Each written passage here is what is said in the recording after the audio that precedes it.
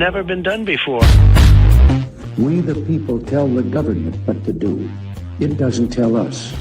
We the people are the driver. The government is the car. And we decide where it should go and by what route to do. We the people are free. And I hope we have once again reminded people that man is not free unless government is limited. Hello, beautiful people. How are you? A very fine and happy Tuesday to you. I hope you're kicking along. I've done something about my hair. For those of you that have any interest or care, I hope that will settle you down and make you feel just a little bit happier. It has been a beautiful day in my part of the world. I hope it has been in yours. We're looking like the beautiful part is about to turn to shit in the not too distant future with a cyclone.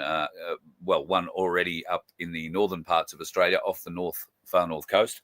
And there is further issues brewing. The cyclone that is predicted to hit, if it does, in fact, turn into a cyclone, hit the Gold Coast and Brisbane areas, hasn't even turned into a cyclone yet.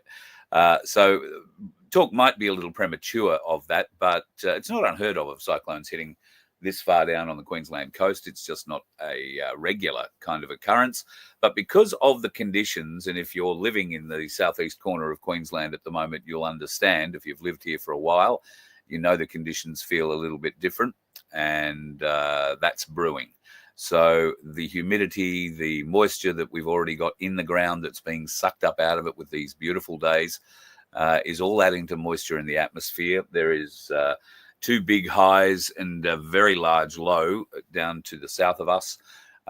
They look like they could push that low up the east coast of Australia, where it will meet and be influenced by Tropical Cyclone Alfred, which is already, as I said, off the far north Queensland coast. It's a long way off the far north Queensland coast, but it is still having an impact. So if you are in those areas, our thoughts are with you, and we will very much be in touch with you over the coming days and weeks if things progress, as they say, with cyclones coming our way. All right, a lot of people have been asking me over the last week or so how things are progressing with the grand jury indictments. You might recall a couple of weeks ago we were in Canberra for the grand jury indictment there. That was held in the Senate courtyard of Old Parliament House, a truly magnificent venue. Couldn't be a better venue for holding this corruption whistleblower event. Now, if you haven't already done so, check out that video. It's a Saturday, a couple of weeks ago. And have a bit of a look at the evidence brief that was presented by Peter from the corruption whistleblower on that day. If you would like a copy of that brief, then all you need to do is go to vofhq.com, and that there is the web page and the very front page, if you like. What I can do is show you, if I figure out where the bloody hell it is, it's there. If you go onto the corruption whistleblower site and just click on that corruption whistleblower page, that will take you to the criminal trial section, and here you will be able to find everything you require. Now, you can download the People's Court Grand Jury Indictment here and your participation form. There is a download button right there for you to play too. And you should also download the community orders. But I urge you tonight, if you can, go and download it, print this out, or go onto the website right now, better still, and check it out, because we're going to get a little bit of an update on what's going on with it all with the lovely Donna from the corruption whistleblower. Hello, how are you? Welcome back to the show. Greetings. Thanks so much, Carl, for having us back and having me back. Very good. No problem at all. The corruption whistleblower, of course, has got 3 editions out so far. They are essentially briefs of evidence in themselves. I have copies of edition 2 here with me. I have no edition 3s at the moment, but I have copies of edition 2 if anybody wants one. And there'll be another one coming out in the near future. I believe that's why Peter can't join us tonight. He's flat out helping put that together. Yeah, so we've got the edition 3 coming out. It's the brief of the Port Arthur event, which will actually lead into the next grand jury indictment. We didn't have enough time to get both indictments ready for the 8th of February. So what we did, we ran the main one, the big indictment, on the 8th of February. It was such an amazing day, and we've had such wonderful feedback. And yeah, please do download the participation forms. And we even got a mention in The Guardian. The Oh, Guardian wow. did There you go. The Guardian did a hit piece on us, so that was quite funny. And a few people have already written to them to help them get their fiduciary duties sorted out and pull their heads into line. So and we will be I've addressing written a them couple as of well. times. I've written a couple of times to a journalist at news.com.au who refuses to reply to me. So it's not because I'm getting angry or writing abusive emails. It's simply I'm asking questions they're not capable of answering without Right. exposing themselves, and that would be their lack of knowledge or their intimate understanding of what's going on and the betrayal of the people they're conducting. So it's one of the two. Are you an idiot or are you a criminal? So they're not Exactly. replying. I'm guessing they're a criminal. Yes, that's Because most exactly people right. would fight to tell tell me they're not an idiot. So you So would think.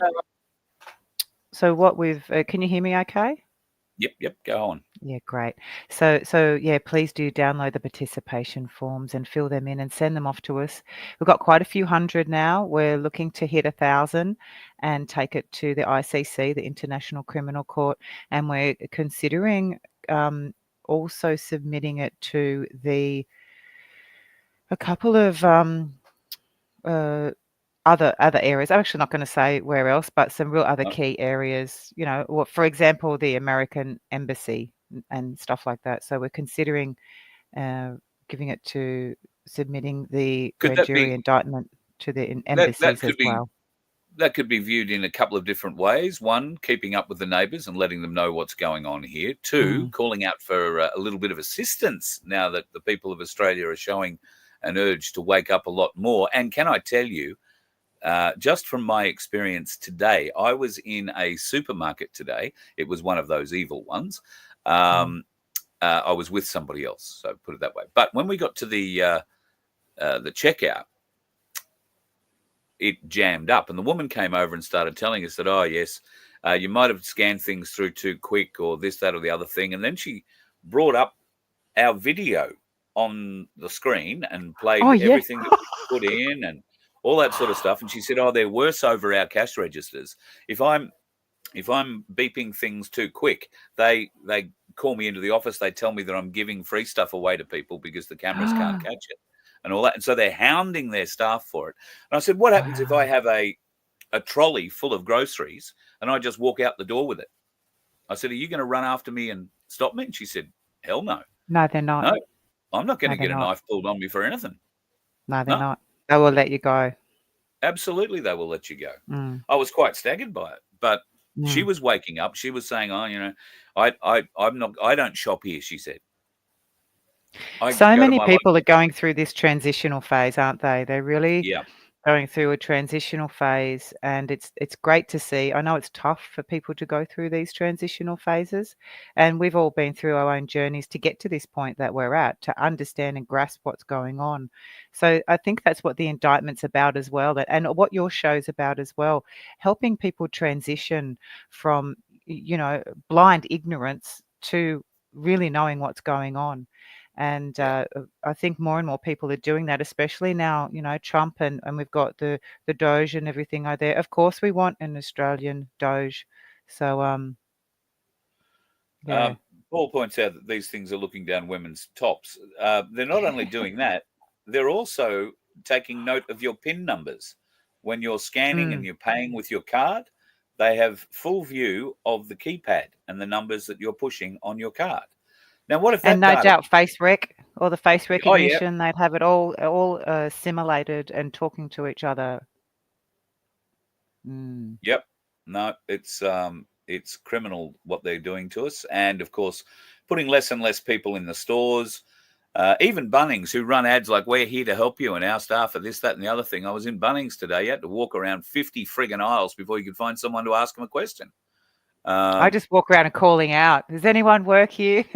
Anyone work here?" It gets Yeah, attention pretty quick. I can Hello, see how well does it anyone works. work here? Victoria is a place in Australia that is a state, at least, that is been one of the hardest on its people over the last 5 years, and that is showing no signs of abating. You mentioned to me before about another grand jury indictment, the one that you didn't get to in Canberra. This will be Yes. another grand jury indictment being held in Melbourne, and I can only Yeah. assume that there'll be a lot of Victorian politicians named in that one. Yeah, so we're actually going to be addressing the Port Arthur matter and council matters, and looking to tour from state to state to assist people to run grand jury indictments in their states for their councils, for their state members, and for other criminals in the judicial system that have wronged the people. So we are developing another web page and looking at doing all of that, and I'll keep you across that. But for the moment, we're just focusing on this grand jury, and Yep. we do see it as a pathway forward for the people.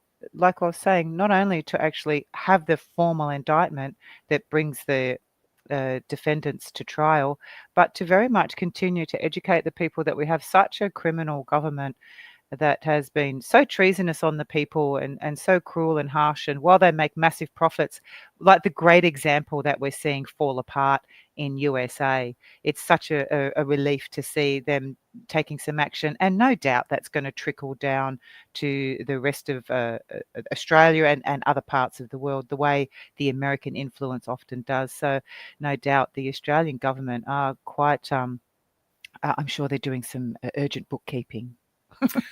You're leading into something I'm going to talk about a little later on in the show, but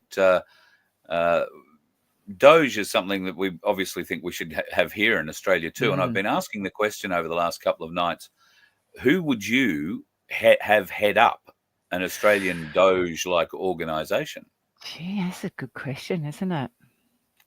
I mean, I initially sort of thought of Dick Smith, but I'm not quite sure about his Masonic roots. So I It don't might know. even be worth having someone offshore, like from the American team, so that we get an impartial. Who could we trust here? Like, so we get an Well, impartial a assessment. sitting name has been thrown around, that of Jacinda Price. Oh. If they've been sworn into the unlawful parliament, it's hard for us to use them, because they've Yeah, taken those oaths, those unlawful oaths, and they've all been sitting in there for so many years with such minimal change. It's not like how and have Trump and known. Elon's gone in there and just They've gone in known and of said, the okay, treason. they've known of it. They know of it, and they're sitting in it. That's why, you'll see on the participation form, there's 266 of them. So they know of it. And if they don't, well, then, they can unpack that at their trial if they turn up. And Yeah, let's hope they do. But you've seen how, if they really were going to make a change, they'd be going and doing stuff like Elon and Trump. That's a change for the people. For the moment. Like, they're on a great track for the moment. I don't know if it's going to eventually lead off a cliff, but let's hope it doesn't. It seems to be exposing what needs to be exposed for the moment, which is a great thing and very much needed in all of the Western governments and worldwide. This transparency should be a matter of fact. It should just be happening. They've hidden our creditor ledger. We should be able to go in and see where our money's going, what it's used for, how are they worth so much. This all needs to be unpacked over the next short period of time before they disappear their assets and before, thank goodness, we can trace them in the back end of the transactions. But it is time for justice and accountability, and I think the grand jury indictments have come at such a wonderful time, a time where they're very much needed and grasped and understood by a lot of people. A lot of yeah. people are getting their head around it, and in alignment with what is happening in America as well. There is news broken today of a new coalition of sorts. Clive Palmer has put his weight behind the Trumpet of Patriots movement, which is a registered political party now for 10 years or so. But there's news broken today of this coalition between People First, Wow. One Nation, the Libertarians, and the Trumpet of Patriots. Now, what they're suggesting is that they should be able to get at least one senator in every state. Now, if that were the case, they would wind up with, a very good coalition voice in the Senate. Is it enough? Is it enough? Well, who knows? And do you trust Mm. a number of the people that would be fronting up in all of this. I would want them. There is a pledge the Libertarians have been throwing around in Melbourne, a pledge that they want everybody who wants to run for a seat, be them a current politician or somebody who wants to try and do the right thing by the people. That pledge is very serious, and it is a pledge not to vote for anything or to make a decision that disadvantages the Australian people, broadly speaking, in any Yes. way. To put Yes. us first, the people first. As you know, the opener says, we the people set the course. We the people drive the car. And it's about time we the people started remembering it. I know many of my viewers and many of your readers obviously know that. We wouldn't have them. But how do we broaden that message? How do we get the people that are following your newspapers and my show, how do we activate them further, give them the strength, the power, the knowledge to go out and educate more of the normies about what's going on? Well, I think by reading the paper and sharing the newspaper, the Corruption Whistleblower newspaper is a good start. But if they're going to get together like that the four that you showed before, then they should be very open to the next thing that we're developing, which is a referendum app for the people. So they can put their ideas forward, or we can put our ideas forward as the people. Referendums are supposed to come from the people, not from the parliament.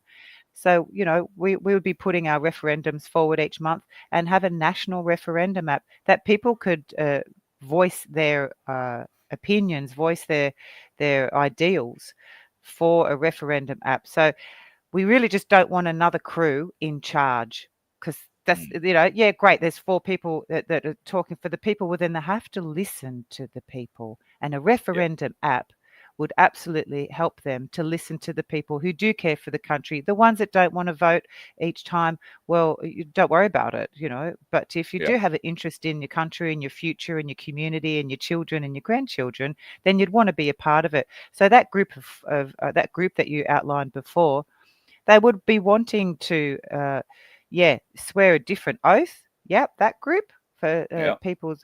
So Rennick and Hanson and Palmer and the Libertarians would be wanting to have an oath like this, you're saying, for the people, but then follow through with, like a Doge, absolutely need to be looking, are they brave enough to look into themselves? Are they clean enough to run something like that and go, yeah, like Trump and Elon, or them can, because they know they're not going to get caught with anything. But is that 4 crew willing to run a Doge on themselves? They should be. They should be fine with it. And then a referendum app, because that's what the people would be calling for: transparency in our finances, and abolition probably of the ATO, because it's not a lawful body anyhow. No, absolutely, folks. I should point out tonight that something I said in last Friday night's show has upset the morons at UTurd. And so the Voice of Freedom channel, the VOF channel, has been taken down for a week. That might be why some of you aren't seeing your normal folks popping up in the chat tonight. They're probably thinking there is no show or haven't gone looking to see what's going on. But absolutely banned for 7 days off the main YouTube channel because of something we said last week. I'm so pleased that we don't have these censorship issues in the Corruption Whistleblower. No, we don't. And it's good that it's in paper, because it lasts so much longer than just a scroll or a flick or a move to the next story. And there's some, like we were saying in the 3rd edition, we've got the Port Arthur stuff. Well, yeah, they'll be next on the indictment list. So it's and that really for is terrorism. That really is quite a large and very intriguing set of circumstances surrounding Port Arthur, and I can't wait to see edition 3 and read all about it.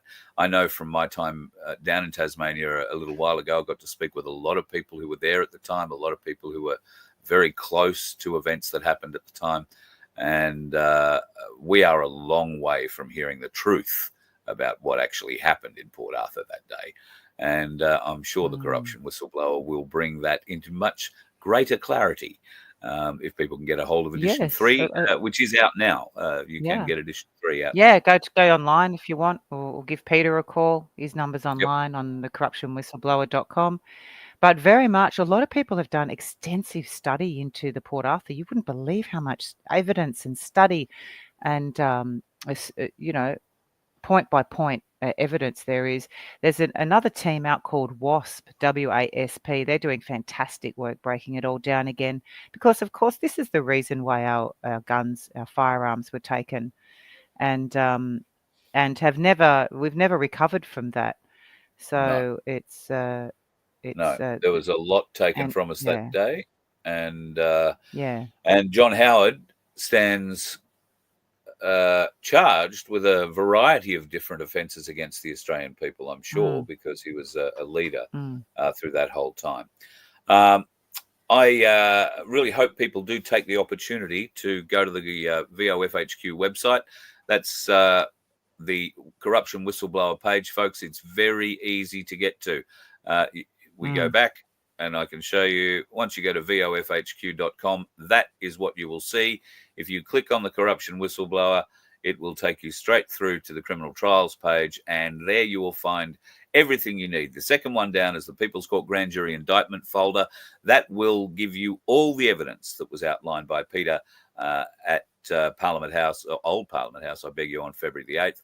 And if you would like, and we really would love you to come along and support this, then you need to download the Grand Jury Participation Form, which is the third document there in that little list. Download that, fill that in, and if you can send that back to Donna and the team at the Corruption Whistleblower, it would be greatly appreciated. The more, the merrier, so to speak. And the more numbers we have, the more impetus there is for the ICC to take this seriously and actually look into it. And we know that the ICC, Donna, is looking into these sorts of things for other countries around the world at the moment. So yes, and for Albo's already been indicted to the ICC. Yeah, he's already been indicted for. Now we've got to get past Dreyfus, which is, we're trying to bypass him by pure numbers, and we require the people to get behind that and download the participation document, fill it out, send it in, and be part of this. And no, you won't go to jail for filling it in. It's almost as stupid as saying there'll be military at the indictment event, but let's not go down that path.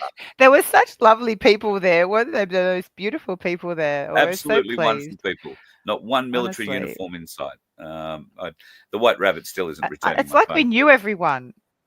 Yeah. It was just lovely. It's like we knew everyone. It was very friendly. It was very lovely. We all joined together afterwards as well and had a barbecue and hung out. And again, it was a lot of good people turning up for their country. And as we tour the paper, we find that the people who know what's going on are very good-hearted people and have been somewhat abused by the government or completely annihilated by the government how they just stomp over our rights all the time. Yes.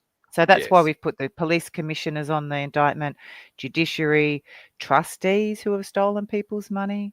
We've put the parliamentarians, the Senate. We've put the Attorney General. We've put Dreyfus on there. So how can Dreyfus stop an indictment that he's on? That's our argument. Yeah, and a very strong one, I would have thought too. Thank you, Donna, for joining us tonight. I know you've got other things you've got to do and be doing, so I'll love you and leave you. But thank you for coming on tonight. And, of course, anytime you and Peter want to come on and tell us how things are going, you are more than welcome. You know that. Oh, thank you very much. And peace be with you all. And let's keep pressing on. Excellent stuff. Talk to you soon. Thanks. See ya. Bye, everyone. Donna from the Corruption Whistleblower. Oh, that's a bit weird. Everything got turned off. Ha!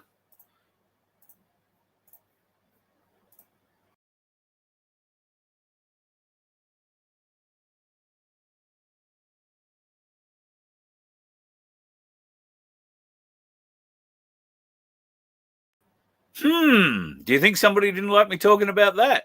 I don't know. Bit weird. Kicked me out of the studio. Donna's back, but anyway, she's gone, so all good. Corruptionwhistleblower.com is the website if you want to go along and have a look at that, folks. You can have a look at, or download, in fact, the latest edition.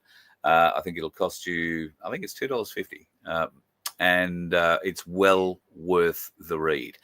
Now, I did mention, or did I forget to mention, that we have been booted off the main VOF channel for a week or so. So if you know anybody who's saying, oh, Carl hasn't been on, let them know. We're on all the other channels, just not that one, for another 7 days or so. Pain in the ass that it is. Good on them. Bit of fun. All right. Now, speaking of a bit of fun, in our parliament at the moment, estimates are underway, and I'm usually pretty keen on watching Malcolm Roberts and Senator Rennick in estimates. They do pretty good efforts there. James Patterson is another one. He's a Liberal, but he is all over what's going on with Tony the Burke and his great push for Australian citizenship. Of course, you'll be aware, we've been talking about this for a while, that Tony Burke and the Labor Party have been throwing what can only be described as mass citizenship ceremonies in various different places, but a lot of them happening in Western Sydney. Now, James Patterson has been in estimates today, and he's been asking a lot of questions about this to the Home Affairs Department. I guess what he is doing at the moment could be termed vote rigging. And that was one of the questions that Shari Markson asked him on Sky News today. I think Tony Burke is certainly rigging? doing it with the hope of swinging the election. If you look at the gleeful social media posts from Labor MPs like Jerome Laxale in the ultra-marginal seat of Bennelong, where he's there to greet 300 of his new constituents and the Liberal candidate is not offered that same opportunity, or Tu Lee, the candidate who's running against Dai Lee in Fowler, has had that opportunity, but Dai Lee hasn't. It's very clear that this is for partisan political purposes. I think we will have to get to the bottom of this, particularly if Tony Burke is not willing to be upfront about this. I put a series of questions on notice to the Department of Home Affairs that they weren't able to answer today. I'll be scrutinising those answers very closely, and I hope they come very promptly, because if the Prime Minister calls the election and the Parliament is prorogued, they won't have to answer those questions, but we must get to the bottom of this.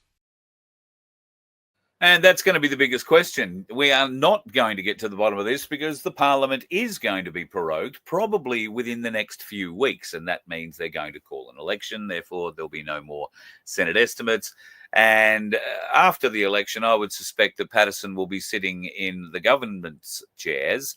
And I forget the horrible little man who's in charge of Home Affairs. He is he's a sleazy looking little prick. And a smart ass today watching him in Senate estimates. He just thought he was so smart and smug.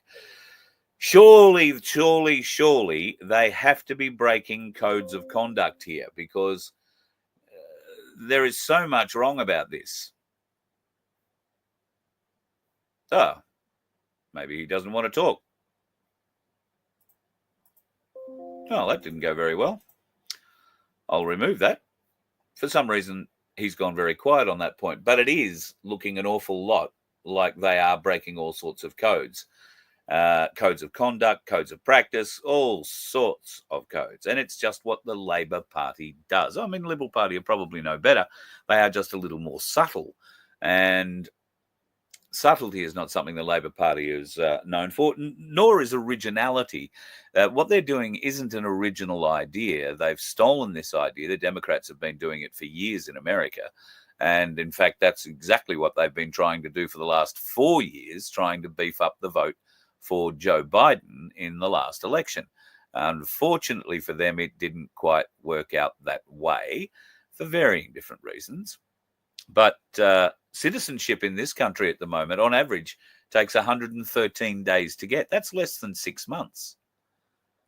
Why is it taking less than 6 months to become an Australian citizen? That's unheard of. It is ridiculous. Shouldn't there be some sort of a waiting period, some sort of commitment to the country before the country commits to you in that way? Because if you are an Australian citizen, you get all the benefits. You get the Medicare levy, you get everything. You get everything. And I guess the immigrants they are pulling in from India and other places aren't the poor ones. They're pulling in the wealthy ones. They want their money because they're not getting enough of it out of us.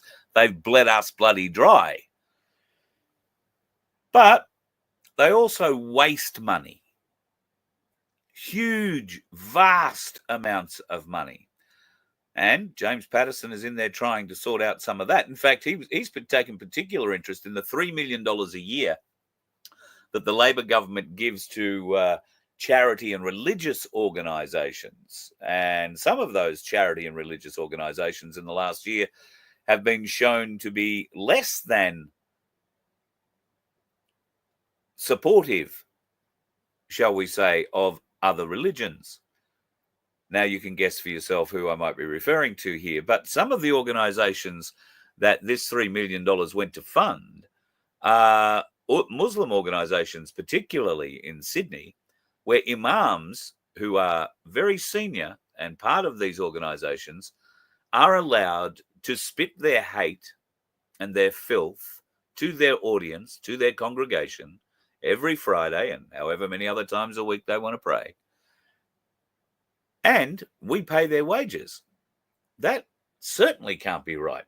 And it can't be allowed to go on.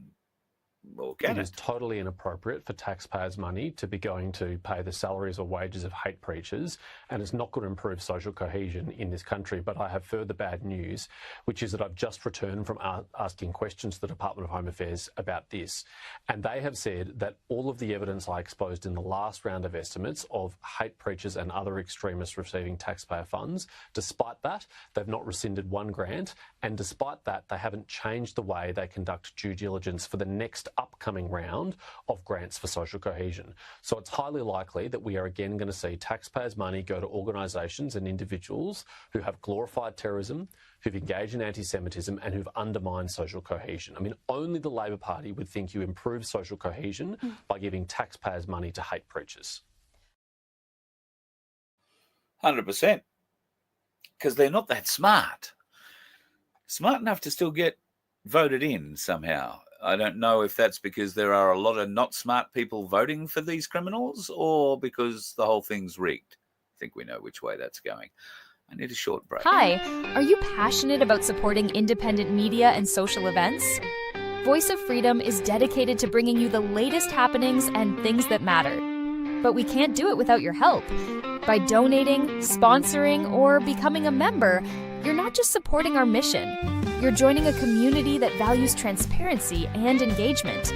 Your contributions allow us to continue producing high-quality content that informs and inspires. Visit VOFHQ.com to make a donation or explore sponsorship or membership opportunities. You can even donate using crypto.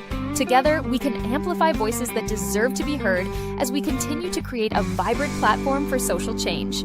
Go to VOFHQ.com, help us to help you by joining us and making a difference today. Oh, there we go. I am there. Got to tell you, it's been an interesting couple of days for the banks.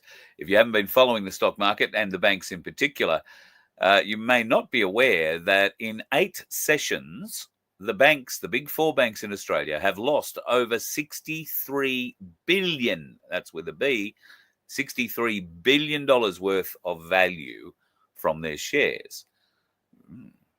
That sounds to me like a fairly significant drop in the fortunes of the banking industry. And what are they going to be doing about it? Well, not completely sure, because gold and silver at the moment are pressing along as you would expect them to be. Pretty happily, in fact. Gold sitting around $4,640 and silver sitting at around $51 an ounce. Now, if you are interested in protecting your wealth, take it out of the fiat system, folks. This plastic money isn't worth shit. Get it into precious metals. I'm not saying put it all in there, but I am saying if you've got a little nest egg somewhere, and particularly if you've got superannuation that you can get at, then I would be protecting it very, very much by putting it into precious metals sooner rather than later. Now, if you need help setting up a superannuation or a self-managed super fund, then we can help you out. Mary Jane and Cass and the team from Freedom Financial Solutions can set you up in one of those in a very short time frame. And once again, timeframes are a difficult thing to be giving out around here, but I keep hearing April the 11th as a date where the stock market is going to be doing some pretty bad things. And if that happens, and look, the market has to crash, whether it's on April the 11th this year or on 20th of March next year or on December the 15th the year after, it doesn't matter. It is going to crash. What you are seeing, though, is gold and precious metals in general being ramped up. And in America now, they are now a tier 1 investment. And that is in line with putting your financial or currency system backed with gold. That's a big thing, backed with gold. Where is our gold? That's a question I've been trying to get answered now for a couple of days. We did send a great deal, and I think we still do on a semi-regular basis, a great deal of our gold goes to the Bank of England for safekeeping. Now, up until 2015, any gold that we sent to the Bank of England supposedly was in their vaults for us to be able to be used in transactions in Europe or wherever was needed. Supposedly. From 2015 onwards, an agreement was reached where the Bank of England could, bear in mind, the Bank of England resides inside the City of London. If you're unaware of what significance that is, you need to go back and start watching these shows from about 4 years ago. So the Bank of England resides inside the City of London, a captured group inside a captured group. Where is our gold? Who is responsible for our gold? Well, that's an easy question. The Reserve Bank of Australia, the RBA, is responsible for our gold. How ridiculously stupid is it to put the criminals, the biggest criminals in the world, those in charge of central banks, in charge of our gold? Now, ordinary thinking human beings, and particularly clear thinking Australians, would never allow that to happen. But somehow it's happened. Now, it's very easy for us to say, well, we're smarter than the politicians who, for some reason, we elected into that position, who allowed this to happen. But that's not the case either. Not that we elected them or that they allowed it to happen. They had no choice in the matter. They are simply the Australian arm of a foreign-owned corporation being told what to do. And from 2015, the Bank of England has been melting down or otherwise selling our gold.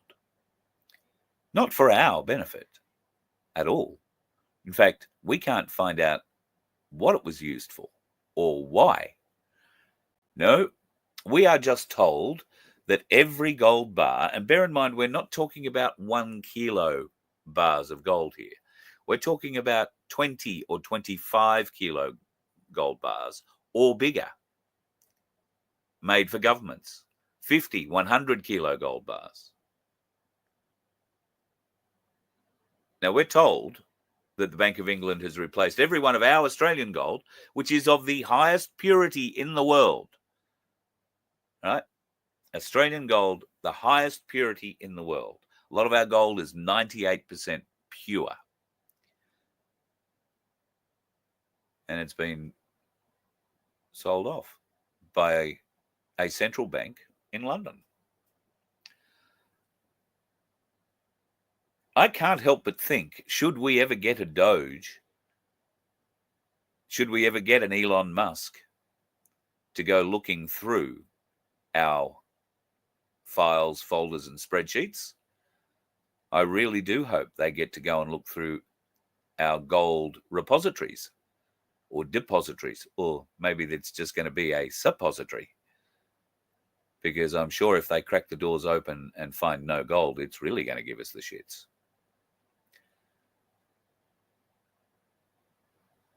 And if we find that is the case, what do we do about it?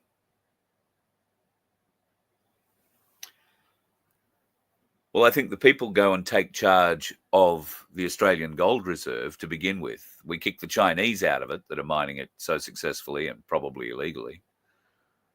And we protect what we have left. The Australian gold reserves are located in the Palmer River region in far north Queensland. huge, vast areas of gold protected because it's still deep in the ground. We have to keep that protected, folks. It is our common wealth, and it is being stolen by this belligerent foreign-owned corporation masquerading as government. If you don't understand how it works, please take the time to do a little research. Follow back through some of these shows. There are plenty of other people who can discuss this with you and bring you up to speed with it. I can't do it in every show, but I'm not lying to you. If I tell you something, it's truth, because I've researched the arse out of it as best I can. And if I find that it isn't truth after I've blurted it out here, then I will be the first one to fall on my sword and tell you that I got it wrong. But I don't have to do that very often, because I spend an awful lot of time cross-referencing and checking the things that I hear, see, and occasionally am shown. I don't want to lead you astray. And I think that's part of the reason why so many of you tend to follow me. I do try and look at things logically, in a balanced way, without getting too emotional. I haven't got angry in a little while. Here's an opportunity to get angry, but probably for Victorians. Your coalition has guaranteed to support the Labor hate speech bills being put through at the moment. And they have done that because of pressure being put upon them by the Jewish leaders of Victoria.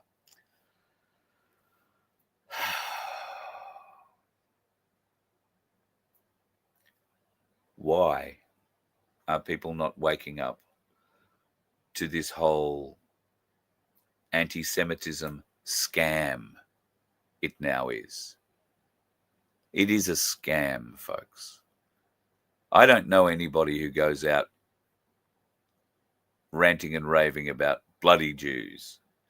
I don't know one single person in this movement who brackets all Jews together and calls them evil, because that would be plainly, obviously, and simply stupid to do.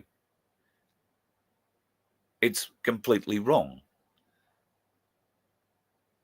But let's not mess around. Let's not beat around the bush. Let's not obfuscate. There are elements within the Jewish community that are very much set against us, that are very dedicated to a completely different religious tome, something called the Talmud, not the Torah. And they practice very satanic rites. They practice to bring back Moloch. Now, just because they wear the little skull cap doesn't make them Jewish. And if you are still concerned or queried or a little bit dark as to why there are differences in the Jewish religion, then I urge you to go back and have a look through the links in the shows. A couple of days ago, I think I posted something up that would take you to a video that would show you exactly where the Khazarian and Ashkenazi Jewish faiths originated, how they were born. And that is an important factor from where they came to where they are today.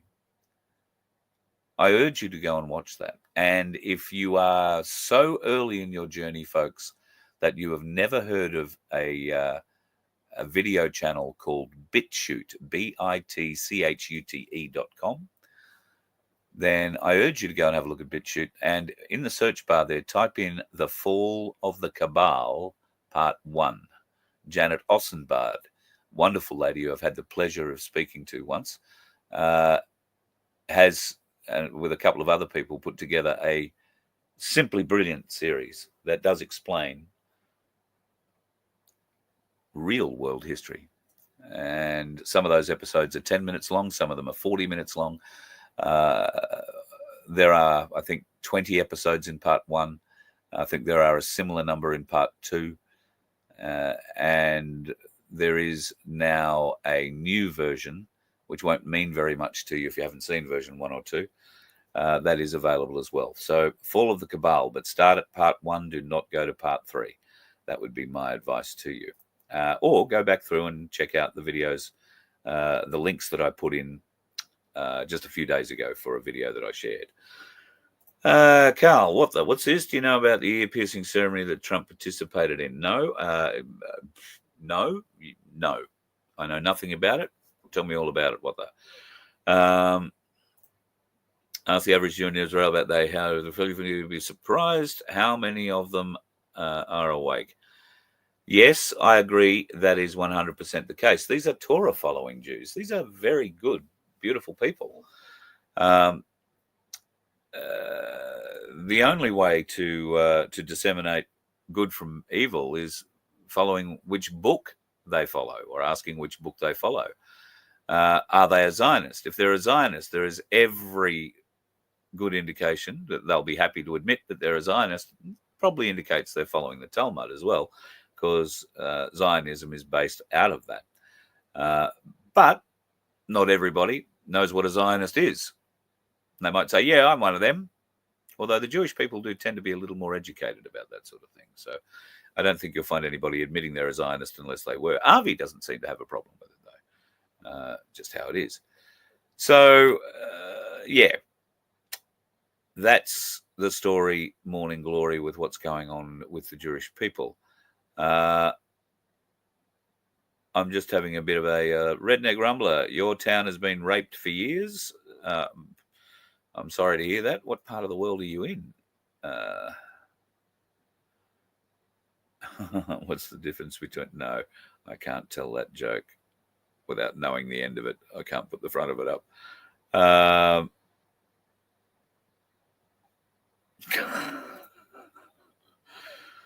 Yes, all right. Thank you, Paul. Bit of fun. Hate speech, yes. Well, hate speech is now rolling out all around the country, Victoria being the latest, and I have no doubt theirs will be extremely harsh.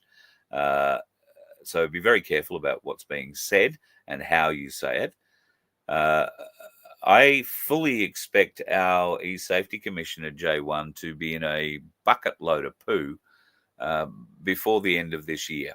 And I can't tell you why I believe that to be the case, but there is something in the background there that will be coming out. And speaking of things in the background that will be coming out, I haven't had the opportunity in the last little while to see whether or not there have been any briefings from the new FBI director and his second. Now, I would have expected today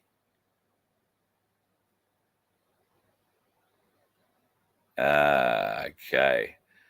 Dan Bongiorno is making a speech right now, by the sound of it. It might be just on a live repeat. But Bongiorno is making a speech right now. He's the new deputy director. And, well, the headline is he's unleashing hell on, I would suspect, just about everybody. So watch this space. Over the next 24 hours, maybe the next 48, we will see the Epstein files released. That has been the promise that they have made right from the outset. The promise initially, although I never heard it from Kash Patel's mouth, the promise initially was that by the time he's finished his first full day at work, they will release all that information. I think he's had a full day at work now, maybe 2, but he's probably been busy trying to sort out things like his assistant. And Bongiorno is going to love bringing this to the public attention. He is a very straight shooter, a former New York police officer, and a very, very highly respected former Secret Service agent who was part of the Presidential Protection Detail. He knows where all the bodies are buried. He knows how the secrets are hidden and who the people are that go and and hide them. The secrets, not make the hiding holes, but certainly who goes off and hides them. So I watch this space. Also, there is some stuff coming out about Diddy at the moment. Now, it's hard to tell whether or not this is AI-generated bullshit, as there is an awful lot of AI-generated bullshit out. However, there are a number of photos, a number of collated photos that have been put out indicating a core group of celebrities that appear to be very, very involved with Diddy.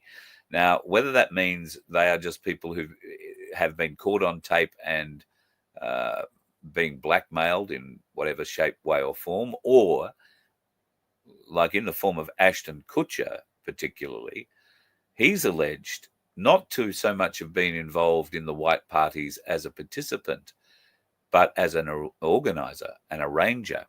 And Ashton Kutcher has been alleged to be part of a child trafficking ring that supplied the young children to the white party events.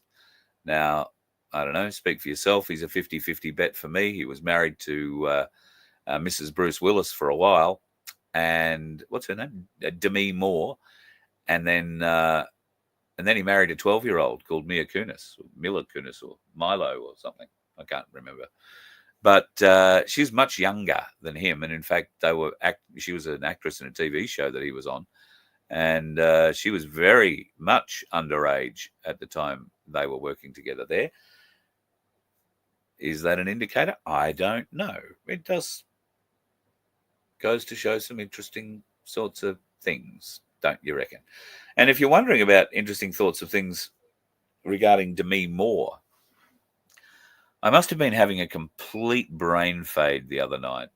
And I probably was. I'd been deep into researching bits and pieces of horror that turned out to be not true or not worth talking about, or just at this point in time too difficult to talk about. And my head was needing to get out of it. When that happens, I usually put something on the box that just plays out, a movie or something. I don't even really pay much attention to it. But the face of Demi Moore reaching out at me from one of the streamers, I don't know who it was, usually attracts my attention for whatever reason. But it was what was above her face. The title of this movie, this new movie that she's in, is called The Substance.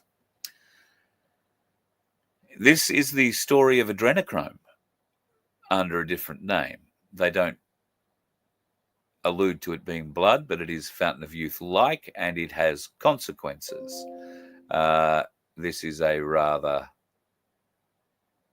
sci-fi version, if you like, of the theory behind adrenochrome. That being, you take a solution, it makes you younger, it makes you more virile, it makes you more attractive, it makes you everything that you ever wanted to be.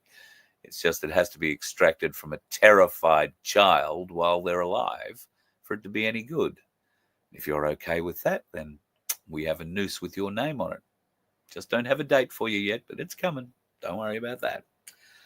Folks, you go off and enjoy yourself tonight. If you do happen to know anybody who says, oh, Carl wasn't on last night, let them know that the main VOF channel is down for a week or so because there is too much truth coming out of my mouth. Well, not according to them. It's medical misinformation. However, I don't recall being too medical in that show. Just goes to show all those dickheads that drive on the road, I think there's a fairly high percentage of them work at YouTube. You let one ant stand up to us, then they all might stand up. Those puny little ants outnumber us 100 to 1. And if they ever figure that out, there goes our way of life. It's not about food. It's about keeping those ants in line. That's why we're going back. Does anybody else want to stay? Let's rock!